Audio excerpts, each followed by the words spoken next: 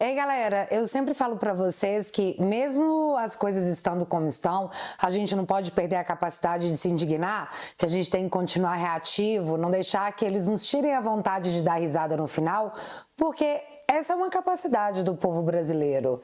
Tá tudo ruim, mas no final a gente acaba rindo até de nós mesmos. Só que esse não é um desses vídeos onde nós vamos rir no final, porque tá muito longe do final. Essa semana em especial, assistindo tudo o que rolou, eu meio que entendi quando uma parte da população fala que desiste, que não tem mais jeito. A sequência de coisas que aconteceram, a forma como a imprensa trata cada situação, na única intenção de amenizar o fato ou simplesmente ignorá-lo para que ele não entre em debate por identidade ideológica ou por questão financeira. Sim, eles estão mentindo pra gente e nós estamos pagando por isso contra a nossa vontade. Os avanços tirânicos de poderes supremos aos quais, em nome da democracia, nós não podemos criticar, senão a gente pode ir literalmente para a cadeia. Assistimos denúncias absurdas que eu faço questão de mostrar aqui porque quem deveria repercutir tá fingindo que não tá vendo. Mas eu tô vendo. E agora todo mundo vai ver. Não vou pedir para você separar o estomazil pro que vem a seguir. Eu vou pedir para você preparar seu psicológico, porque é tudo muito pesado. Os acontecimentos a partir desse momento do vídeo são todos reais, mas apresentados pela minha ótica. Portanto, fica calma aí, órgão do TSE que monitora o que os detratores do governo ou do judiciário falam na internet.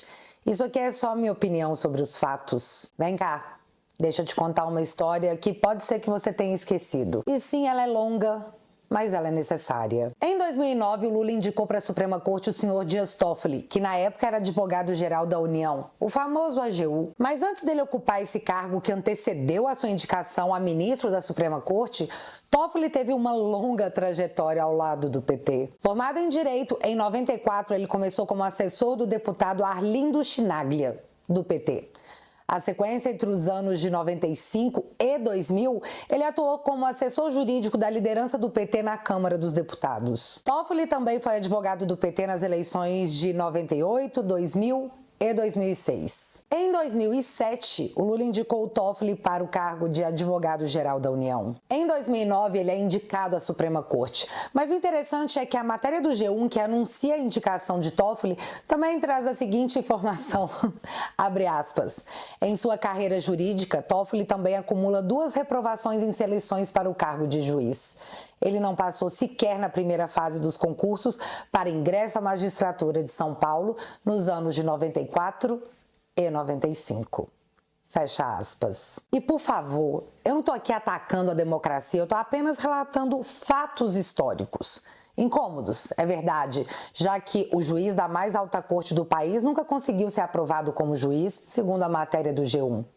Mas ainda assim são fatos. E mencionar esse fato me lembrou de um episódio de 2019, onde, ocupando o cargo de presidente da Suprema Corte, o Toffoli proferiu seu voto a respeito do compartilhamento de dados sigilosos. A repercussão após o voto me veio à cabeça pelo comentário feito pelo também ministro Barroso.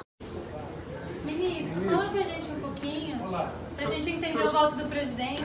Os senhores fizeram uma reuniãozinha ali, devem ter... Vocês também não entenderam? Vai ter que trazer um professor de javanês.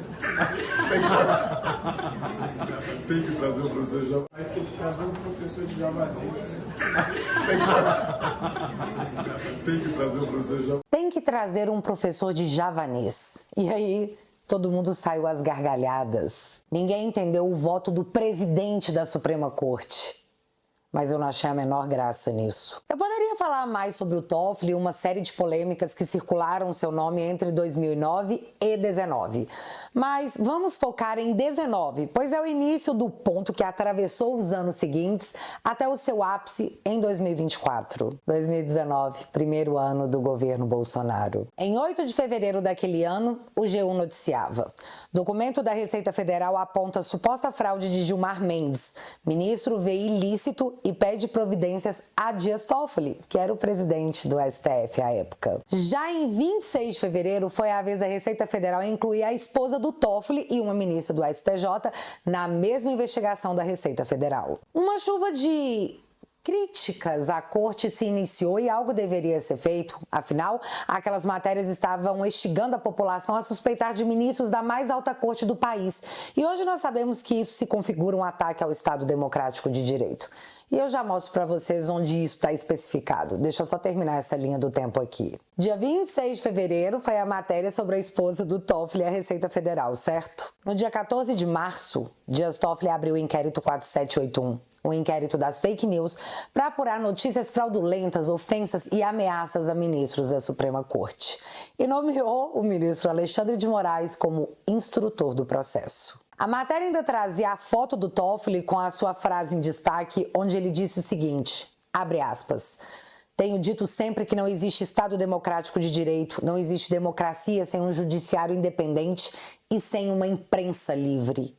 Fecha aspas. No dia 11 de abril, a revista Cruzoé lançou sua revista com Toffoli na capa, onde o seguinte termo era destacado, o amigo do meu pai, seguido da frase, Marcelo Odebrecht revela a Lava Jato que esse era o codinome de Dias Toffoli na empreiteira. Baseado por vozes da cabeça do pessoal da Cruzoé? Não, baseado por um documento obtido que era esse aqui. Nesse documento a gente vê a Polícia Federal questionando Marcelo Odebrecht sobre quem seria o codinome amigo do meu pai que apareceu em alguns e-mails.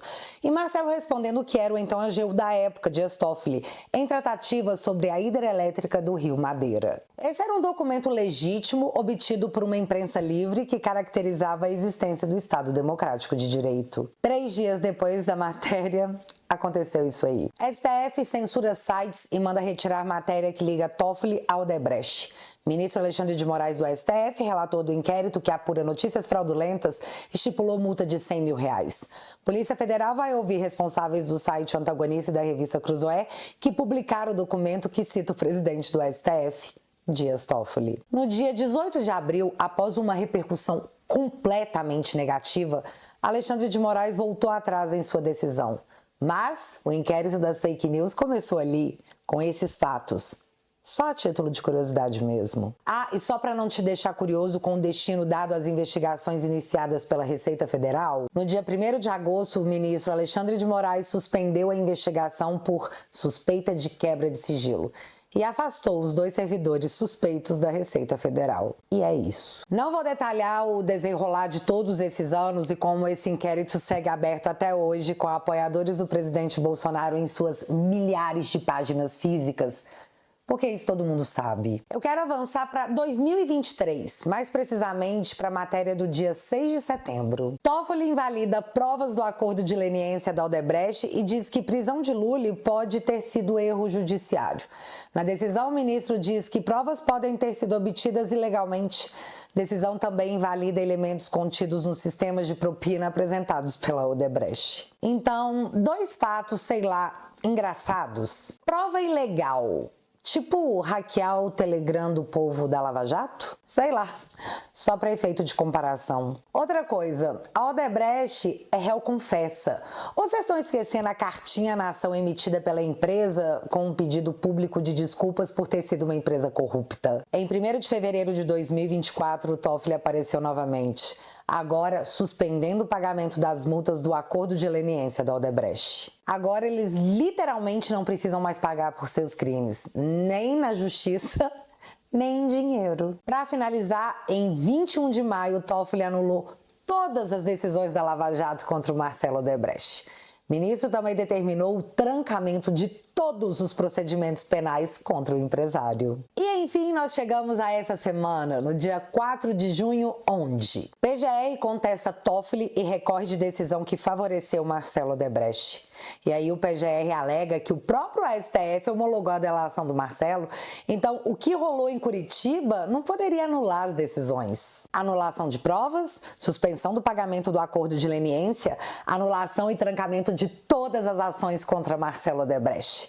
Foi a gota que faltava para o copo do Financial Times derramar. O juiz por trás da campanha para enterrar a maior investigação de corrupção da América Latina. Em um trecho, a matéria diz exatamente o seguinte, abre aspas, nos últimos 6 meses, Toffoli também suspendeu multas multimilionárias por corrupção, cobradas em um acordo com o Ministério Público Federal Brasileiro sobre a Odebrecht. A empresa agora, renomeada de Novo Honor, Além da JF, holding dos irmãos Batistas, que se sentou com Lula em reunião em Brasília. A última decisão levantou alegações de ativistas e políticos da oposição de um conflito de interesses, porque a esposa de Toffoli havia trabalhado como consultora jurídica da JF, a JBS, em um caso separado. Fecha aspas. E o Financial Times citar a esposa do Toffoli me lembrou o ano de 2018, quando a mídia noticiava que Toffoli poderia estar ganhando 100 mil de mesada da esposa e fez inveja em um monte de maridos por aí que não ganham nem bom dia da esposa. Quanto mais uma mesada dessas. Mas isso é matéria antiga? Deixa pra lá. O que não é antigo é essa matéria da Folha. STF gasta 200 mil com 4 seguranças no Réveillon nos Estados Unidos e se nega a informar quais ministros.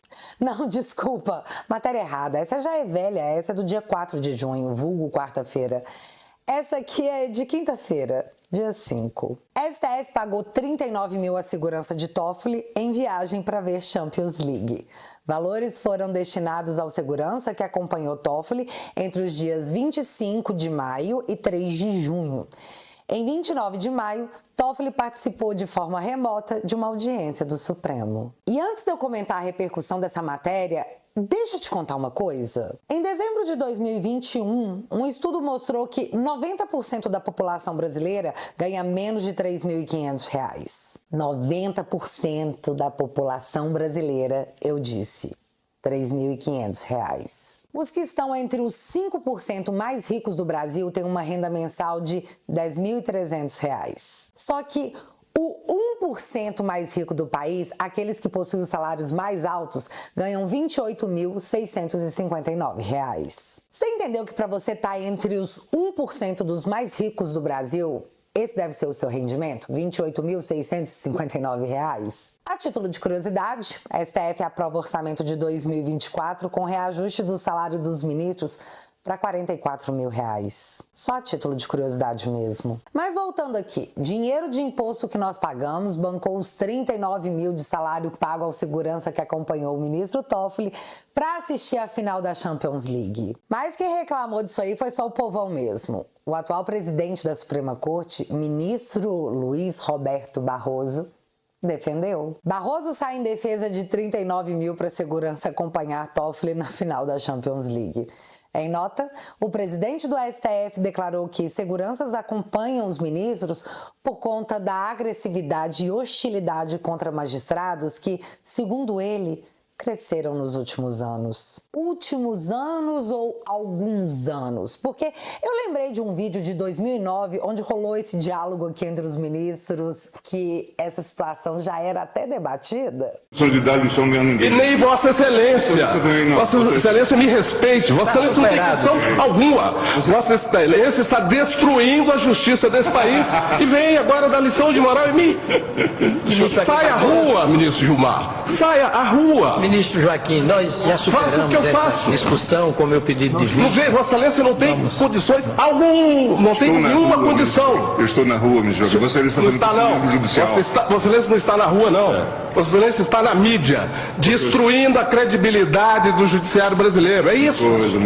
Mas isso é um assunto antigo? Eu não consigo entender porque as pessoas têm sentimentos ruins pela Suprema Corte, porque assim, elas nem podem. Não podem porque a Suprema Corte desse país lançou em agosto de 2021 um programa de combate à desinformação que diz, abre aspas, o Programa de Combate à Desinformação do STF foi criado para combater práticas que afetam a confiança das pessoas no Supremo, distorcem ou alteram o significado das decisões e colocam em risco direitos fundamentais e a estabilidade democrática. Para cumprir o objetivo, desenvolvemos projetos, ações e produtos com diversos parceiros para difundir informações corretas e explicar sobre o funcionamento e competência do tribunal de forma mais clara, com foco em aproximar o STF da sociedade. Fecha aspas. Mas ainda bem que aqui eu só usei matérias de jornais, né? Nem é uma opinião, porque Deus me livre ter opinião em 2024. Não é seguro. Mas mais do que uma opinião, eu tenho um questionamento no meu coração, um questionamento que eu guardo há muitos anos. Em 2018, o Barroso deu uma entrevista para Mônica Bergamo, onde ele deu uma declaração que virou matéria de todos os jornais. Barroso diz que gabinetes no STF distribuem senha para soltar corruptos. Ao ser questionado sobre quais gabinetes se encontravam nessa situação, o ministro sorriu e ficou em silêncio. Na sequência à divulgação dessa matéria, Barroso emitiu uma nota dizendo que havia usado um tom ácido e que esse tom não corresponderia à sua visão geral sobre o tribunal. Só que a nota não veio acompanhada de um pedido de desculpas por ter se enganado a respeito da afirmação feita. Portanto, até hoje eu carrego essa dúvida no meu coração, de quais gabinetes o ministro Barroso falava. Só que isso deve ser apenas um devaneio da minha parte. Eu estou tentando só entender toda essa situação que o judiciário brasileiro vive, porque é tudo que eu, Bárbara, posso fazer. Pausa nesse momento da história para a gente poder visitar um outro fato. Hoje, sábado, 8 de junho, completará 4 meses da prisão do Felipe Martins, sem que ele tenha sido sequer denunciado por algum crime. Sua prisão foi baseada num possível risco de fuga por ele supostamente ter saído do país e voltado sem usar o passaporte e, assim, supostamente burlando os sistemas migratórios. Essa possibilidade já foi derrubada algumas vezes com provas apresentadas pela defesa dele. A PGR já pediu a liberdade do Felipe 2 vezes. Só que ele segue preso. Enquanto todo mundo tenta entender a manutenção da prisão do Felipe, os fofoqueiros de plantão acreditam que o Felipe pode estar preso para que ele se sinta mais motivado a fazer uma delação premiada. Mas isso é só uma fofoca que nos lembra, sei lá por quê, a soltura do Mauro Cid. Moraes homologa acordo de delação e manda soltar Mauro Cid, ex-auxiliar de Bolsonaro.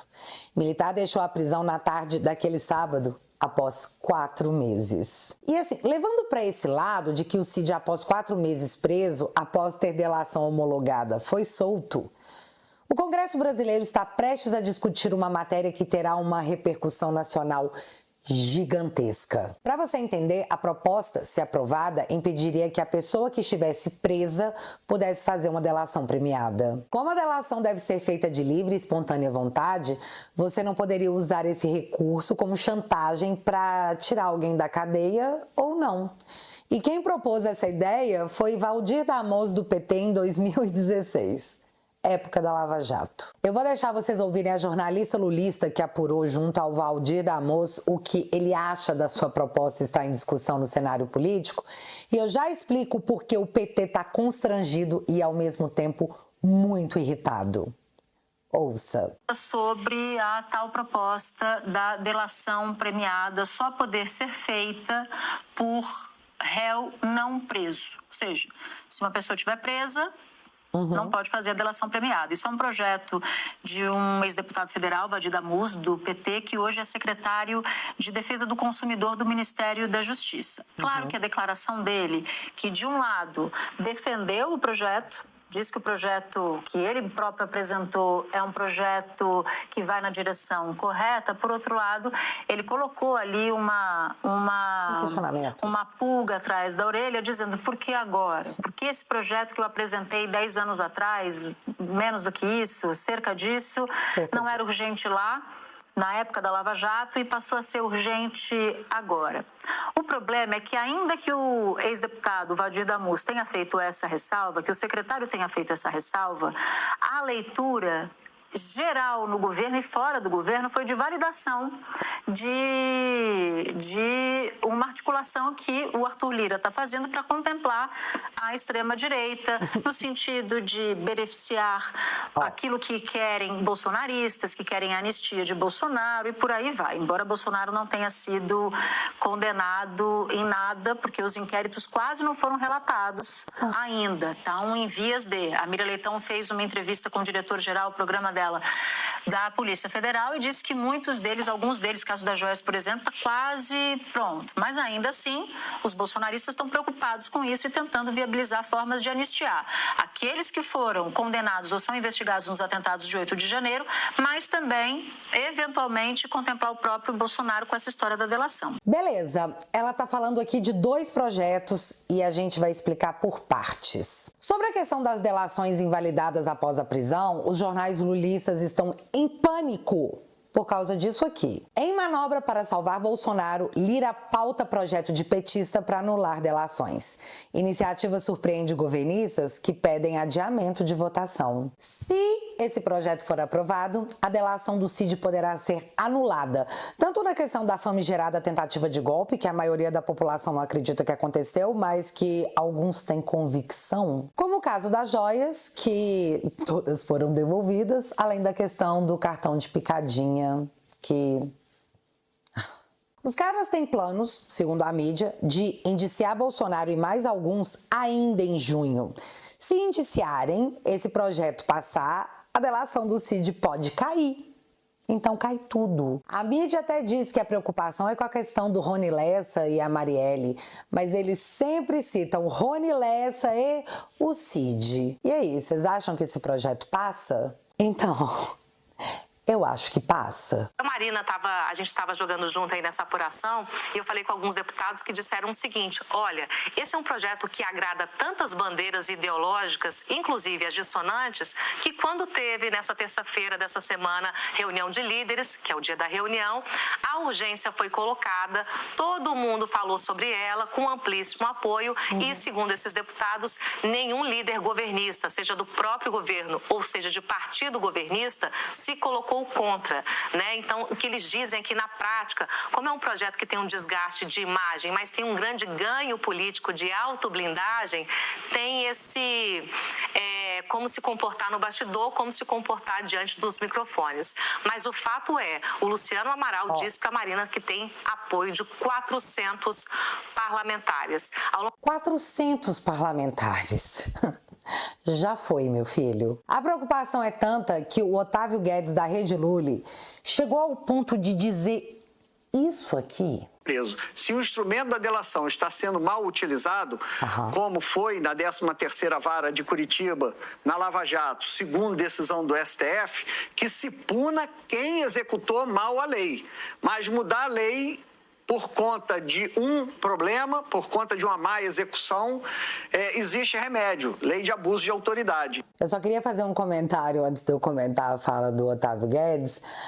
A Lava Jato, você pode ter muitas críticas a ela, mas ninguém nunca ficou 4 meses preso sem denúncia. Nunca. Mas tá, o jornalista da Rede Lully tá dizendo que se alguém tá usando de prisão para forçar a delação, que se puna a pessoa, porque já tem remédio para isso e o remédio se chama Lei de Abuso de Autoridade. Fica aí a dica do Otávio para quem consiga aplicar tais medidas em cima de quem comete abusos.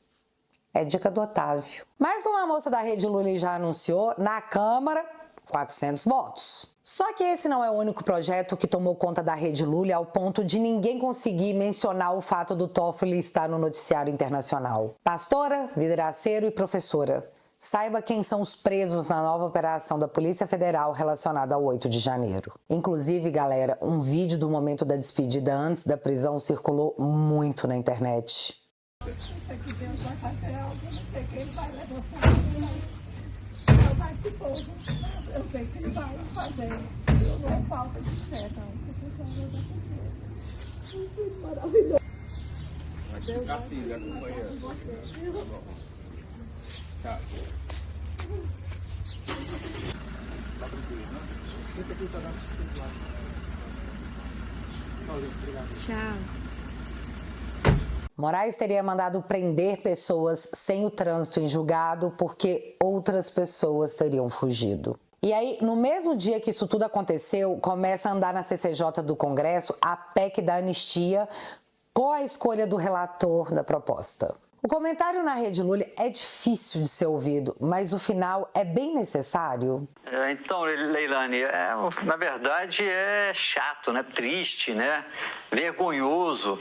No mesmo dia em que a PF faz essa operação para capturar foragidos, né? De golpistas que fugiram porque sabem que podem ser e devem ser condenados, para escapar dessa punição, fugiram e no mesmo dia, na Câmara dos Deputados, começou a tramitar e ganhou mais mais um passo de tramitação, aquele processo que pode garantir anistia para esses golpistas do dia 8 de janeiro. Foi indicado um relator que inclusive participava ali de manifestações golpistas, né? Um deputado, dava apoio a essa turminha que quebrou o Palácio Planalto, o Supremo Tribunal Federal, o Congresso Nacional. Então, é uma triste coincidência esse fato. A PF, de um lado, tentando... porque, olha só, Leilane, não dá para você imaginar que tudo que foi feito, você vai passar uma borracha. O Brasil tem essa mania, né? De, não, vamos deixar para lá, já passou, esquece. Aí vira um terreno fértil para que episódios como esse possam acontecer no futuro novamente. Por quê?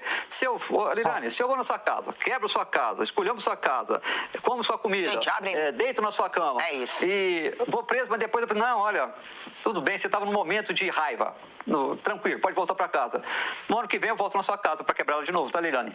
É isso, é exatamente isso. Na medida em que as pessoas não recebem a devida punição pelo crime que elas cometeram, porque o que elas fizeram foi um crime, foi o cometimento de um crime, se elas não forem punidas, elas vão voltar a cometer esse crime. Em relação ao que o Valdo fala sobre ir na casa da Leilane e quebrar tudo, é realmente errado, Valdo. Isso realmente é um crime. Só que se você fizer isso na casa da Leilane, você não vai pegar 17 anos de prisão.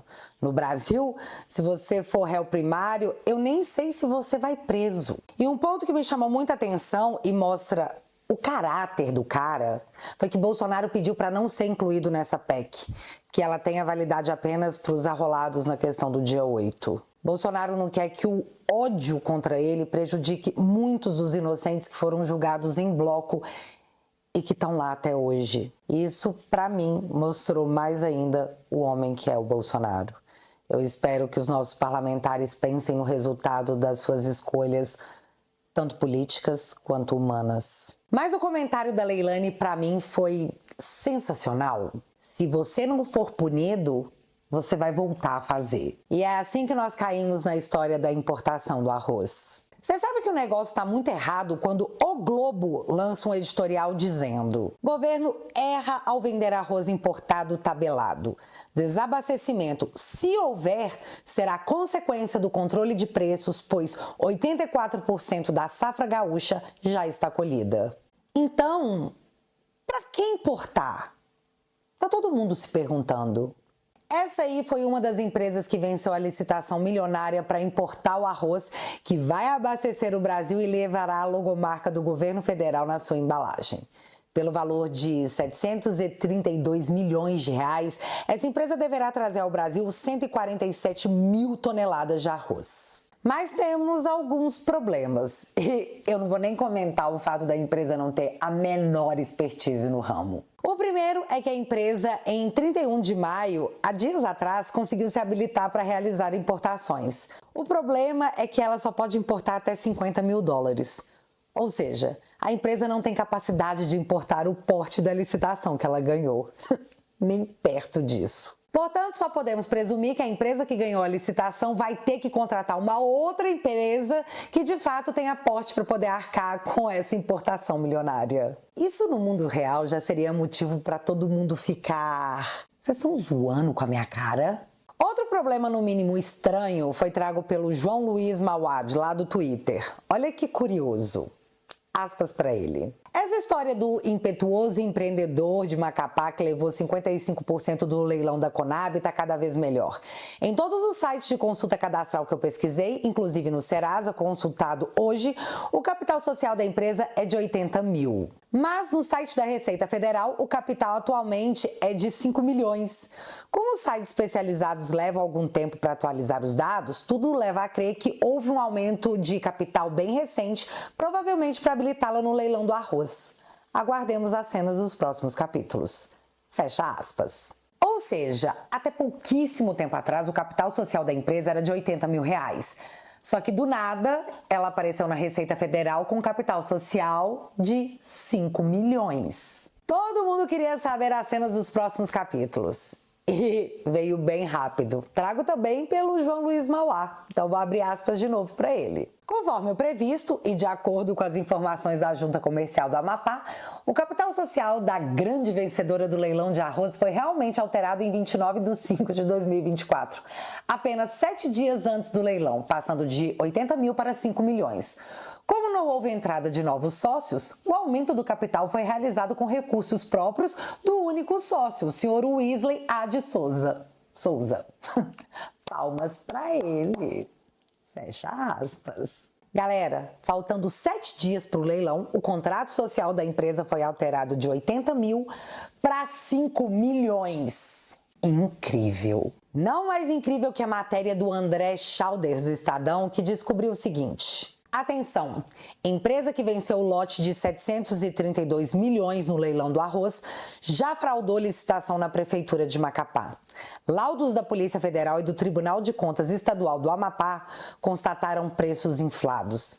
Investigação foi arquivada pelo STF em 2018. E aí, nesse momento, eu só lembrei do que a Leilane falou, sei lá, porque num momento como esses, se eles não são punidos, eles fazem de novo, e de novo, e de novo. Não ache você que essa história acaba aqui com o novo barão do arroz de Macapá, porque eu acho que o desenrolar dessa história ainda pode impressionar muita gente. Ou não, né? Ou ninguém pode ficar surpreso. E nesse vídeo eu também não poderia deixar de falar do Janones, mas não o que vocês já viram essa semana e ficaram exaustos com a hipocrisia em repetição, onde o Boulos, que condenava a rachadinha, votou para salvar o Janones no caso de rachadinha, deturpando inclusive o entendimento do próprio STF.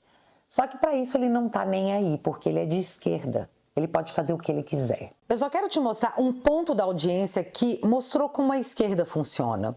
O PT votou em peso para absolver o Janones da rachadinha. Mas por que eles fizeram isso? Presta atenção que eu acho que essa parte você não pegou. Ô Janones, sabe o que irrita eles? Não é esse debate da rachadinha.